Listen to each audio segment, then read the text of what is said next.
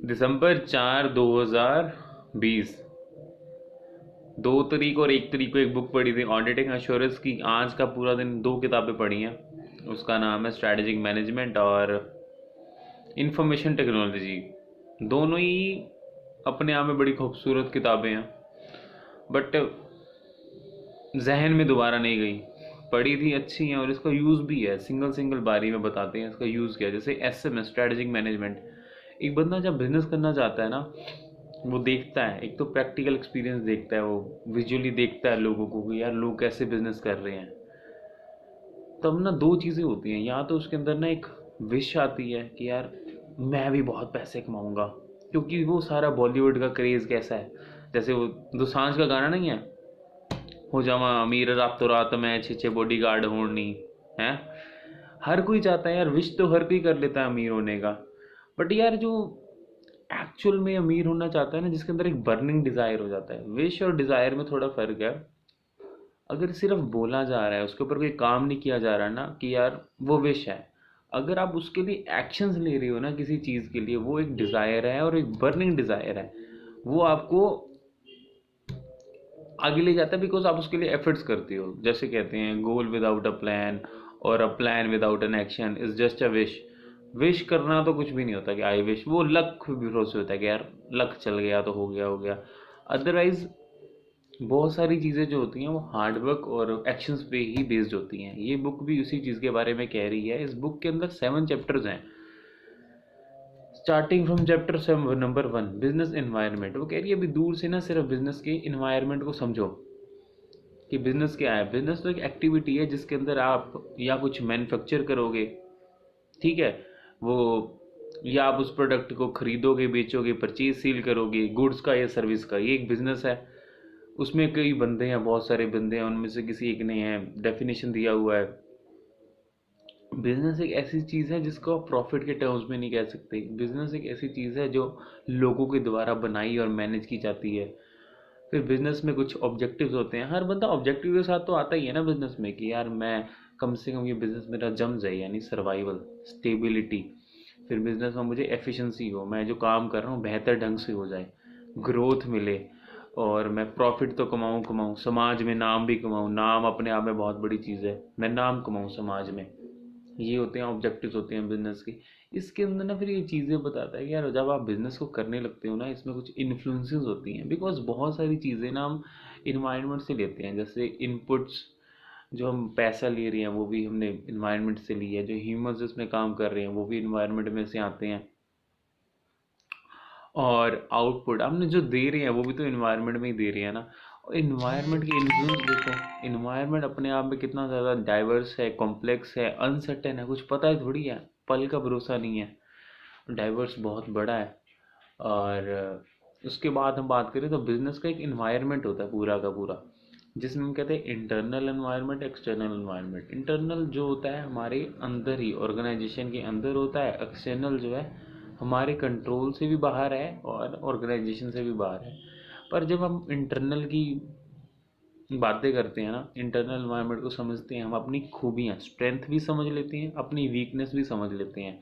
और हम जब बाहर के एनवायरनमेंट को समझते हैं तो हमें आने वाली अपॉर्चुनिटी भी दिखती है, थ्रेट भी दिखती है।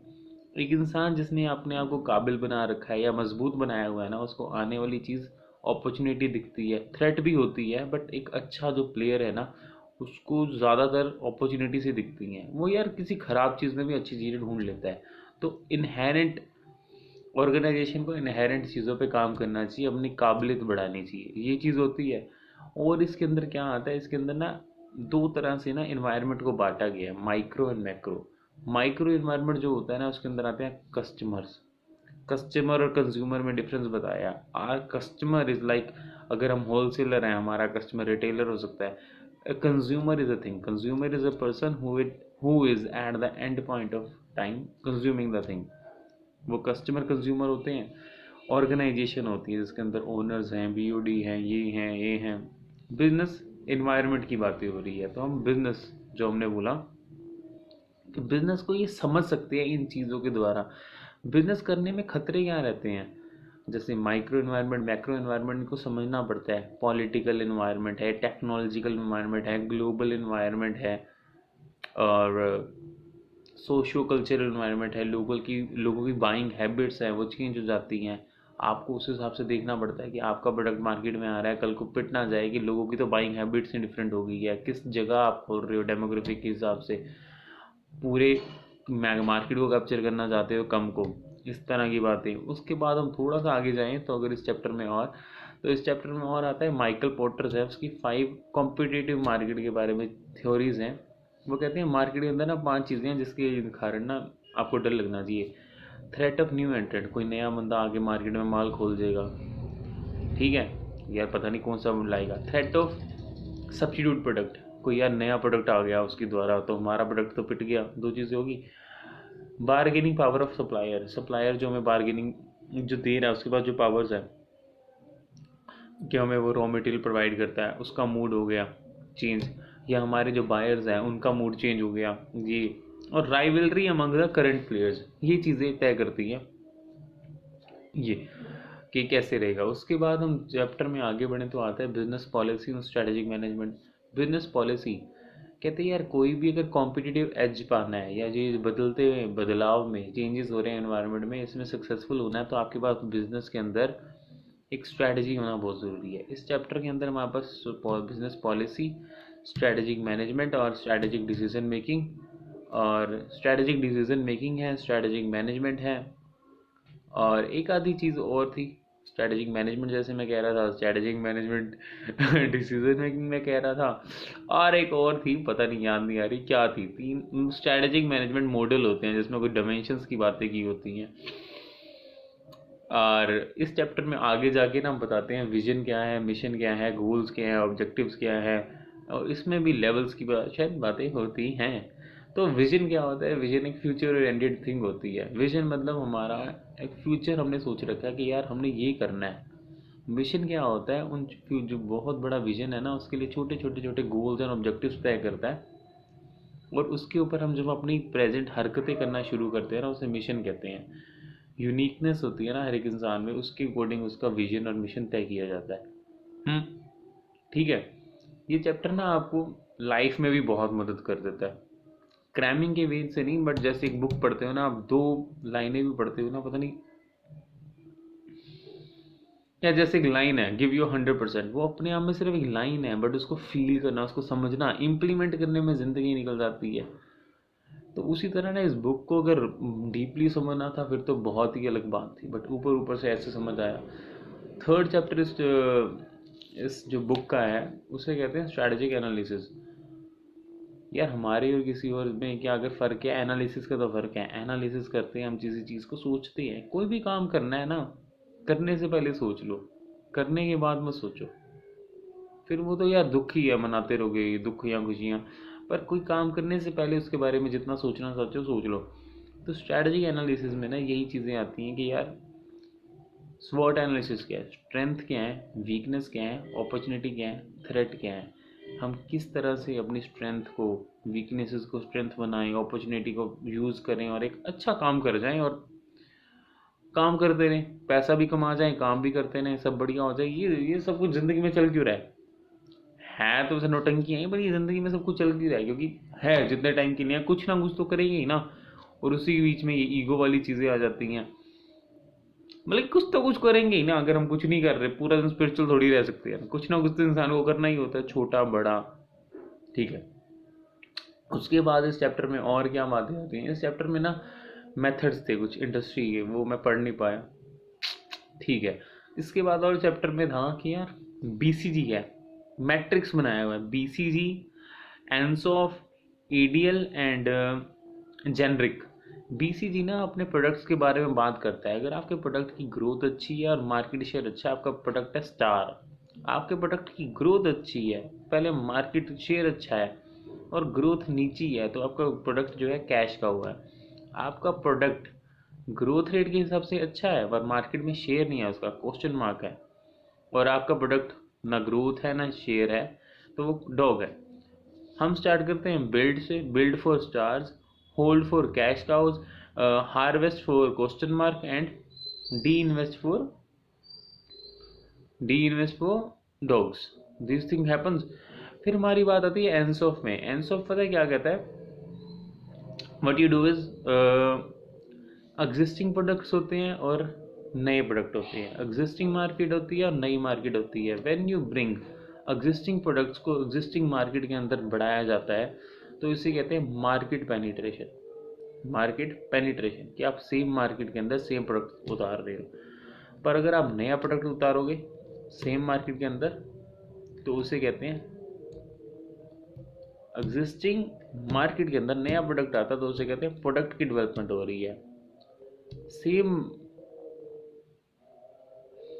प्रोडक्ट नई मार्केट में आता है तो उसे कहते हैं मार्केट की डेवलपमेंट हो रही है। और अगर आप नया प्रोडक्ट ला रहे हैं नई मार्केट के अंदर तो उसे कहते हैं डिवर्सिफिकेशन।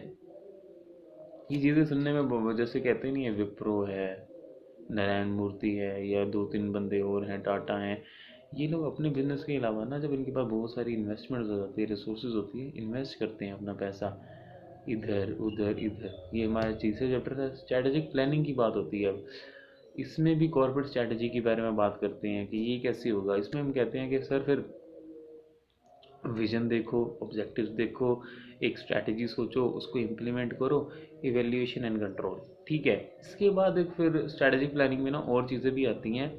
4 तरह से एक बिजनेस काम करता है, या तो वो ना स्टेबिलिटी करता है, या ये कह रहे हैं चीज़ें यूज़ की जाती है स्टेबिलिटी। आप स्टेबल रहो ना, आप बिजनेस में ज़्यादा पंगे मत ही लो। अगर आप खतरों से डरते हो आप मत करो। आपके पास रिसोर्सेज है और आप एक चीज़ में अच्छी खासी एक्सपर्टीज होगी, आप आगे बढ़ना चाहते हो, एक्सपेंशन करो। एक्सपेंशन 2 चीज़ों से होती है, या तो एक्विजिशन या मर्जर। एक्विजिशन मतलब किसी के साथ जुड़ जाओ, किसी को एक्वायर कर लो। मर्जर मतलब किसी को साथ जुड़ जाओ, साथ में मिलेंगे, कंपटीशन कम हो जाएगा, मार्केट में थोड़ा पैसा उठा पाएंगे, अच्छा हो जाएगा। अब एक्सपेंशन इंटेंसिफिकेशन भी होती है, हॉरिजॉन्टल भी होती है, वर्टिकल भी होती है। एक्सपेंशन डाइवर्सिफिकेशन होती है।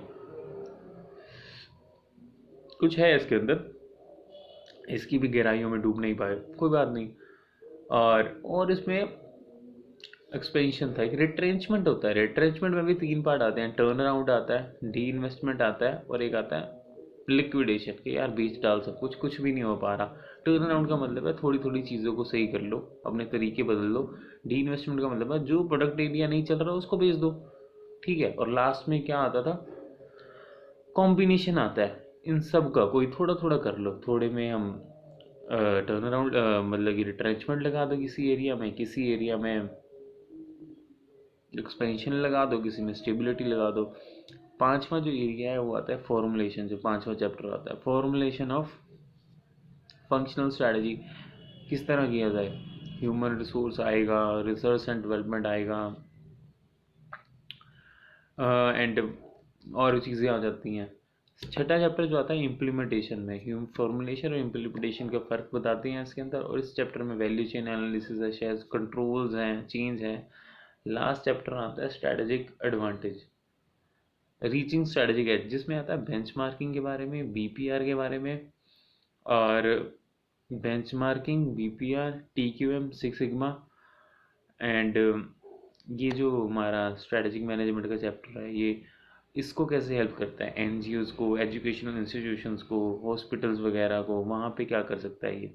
इनोवेशन देता है, क्रिएटिविटी देता है, मोटिवेशन देता है, ई कॉमर्स में क्या कैरेक्टरिस्टिक्स आते हैं वो बातें करता है। इस पूरी बुक को पढ़ने के बाद मेरा जो ओपिनियन है इस बुक के बारे में, बहुत अच्छी बुक है, अच्छे चीज़ें लिखी हुई हैं, बट एग्ज़ाम देना होता है, बहुत सारी चीज़ें याद नहीं रह रही। तो मैंने सिर्फ इतना खुद को सजेस्ट करूँगा या किसी और बंदे को सजेस्ट करूँगा, अगर वो ऐसी पंगों में पड़ रहे हैं ना तो मेंटली बहुत ऊपर रहे, क्योंकि ना बहुत ज़्यादा एंग्जाइटी इश्यूज हो जाती हैं। बिकॉज पढ़ने से किसी को प्यार नहीं होता, मेनली मेजर बच्चों को पढ़ने से जो मिलने वाला है नेम फेम पैसा, उससे ही प्यार होता है। वो भी अपनी माइंड में बनाया हुआ है, वरना कोई दुनिया थोड़ी आ रही है बाहर हार डालने के, आया आपने पेपर पास कर दिया, ये तो अपने ही माइंड में बना रखा है ना हमने। तो डिज़ायर्स बहुत बड़ी चीज़ें हैं। बाकी ये बुक को हमने पढ़ा है, कोशिश की है। 40 नंबर लाने भी इतने मुश्किल हो जाते हैं ना, कभी एहसास नहीं किया था। बट हाँ, ये एग्ज़ाम देने का फ़ायदा पता है क्या, आपको अपनी कोर्स स्ट्रेंथ पता चलती है कि यार अभी ज़िंदगी में बहुत कुछ बाकी है, पता नहीं कहाँ हिल रहे हो आप। So stay happy, healthy and blessed. Life is much bigger than your sorrows and worries. Keep moving ahead.